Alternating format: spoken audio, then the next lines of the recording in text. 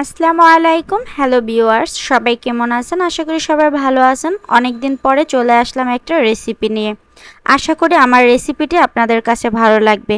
আজকে আমি আপনাদের সাথে শেয়ার করব পাস্তার রেসিপি। খুবই সহজভাবে অল্প উপকরণ দিয়ে বাসায় তৈরি করে নিতে পারেন এই পাস্তার রেসিপিটি, এবং এটা খেতে কিন্তু দারুণ মজা হয়। আশা করি আপনারা একবার হলেও ট্রাই করে দেখবেন। চলুন দেখে নিচ্ছি মূল রেসিপি। এখানে আমি রান্না করার জন্য পাস্তা নিয়েছি। এখানে আমি 4-5 ধরনের পাস্তা নিয়েছি। আপনারা চাইলে কিন্তু এক ধরনের পাস্তা দিয়েও এভাবে করে রান্না করতে পারেন। এখানে আমি ফ্রাই প্যান চুলায় বসিয়ে দিয়ে দিচ্ছি ঘি। একটু গরম হওয়ার পরে আমি এখানে দিয়ে দিচ্ছি আটা। এখানে আমি অল্প পরিমাণে আটা নিয়েছি। ঘিয়ের সাথে খুব ভালোভাবে নেড়েচেড়ে কিছুক্ষণ ভেজে নিতে হবে। কিছুক্ষণ নাড়ার পরে দেখবেন একটু আঠালো হয়ে আসবে। কিছুক্ষণ নাড়াচাড়ার পরে কিন্তু দেখেন আঠালো হয়ে আসছে।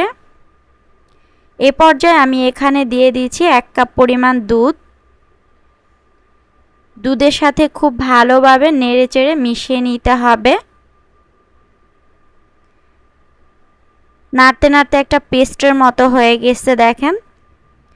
এ পর্যায়ে আমি এখানে দিয়ে দিচ্ছি পাস্তাগুলো। পাস্তার সাথে খুব ভালোভাবে নেড়েচেড়ে মিশিয়ে নিতে হবে। খুব ভালোভাবে নেড়েচেড়ে আমি পাস্তার সাথে মিশিয়ে নিয়েছি। এখন আমি এখানে দিয়ে দিচ্ছি দুধ।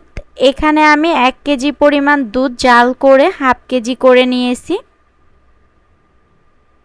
খুব ভালোভাবে নেড়েচেড়ে এখন একটু মিশিয়ে নিতে হবে।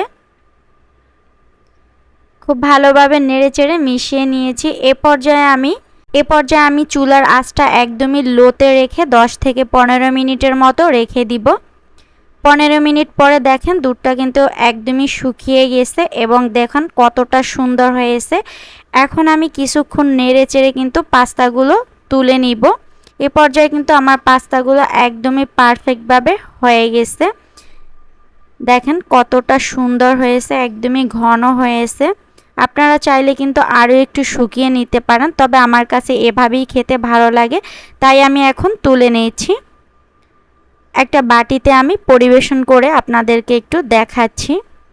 দেখেন কতটা সুন্দর হয়েছে এবং খেতে কিন্তু অসাধারণ হয়েছে। আমি কিছু বাদাম দিয়ে একটু পরিবেশন করে নিচ্ছি। এটা অপশনাল, আপনারা চাইলে দিতে পারেন, না চাইলে নাও দিতে পারেন। তবে আমার হাতের কাছে ছিল এবং আমার এভাবে খেতে ভালো লাগে তাই দিয়ে নিলাম। দেখেন কতটা সুন্দর হয়েছে। আপনারা যারা পাস্তা লাভার তারা কিন্তু অবশ্যই একবার হলেও বাসায় এভাবে ট্রাই করে দেখতে পারেন। খেতে কিন্তু অসাধারণ। আশা করি আমার রেসিপিটি আপনাদের কাছে ভালো লাগবে। আমার রেসিপিটি আপনাদের কাছে ভালো লাগলে অবশ্যই আমার চ্যানেলটিকে সাবস্ক্রাইব করে পাশে থাকা বেল বাটনটি বাজিয়ে দিন। তাহলে প্রত্যেকটা ভিডিও পোস্ট করার সাথে সাথে নোটিফিকেশন চলে যাবে সবার আগে আপনার কাছে।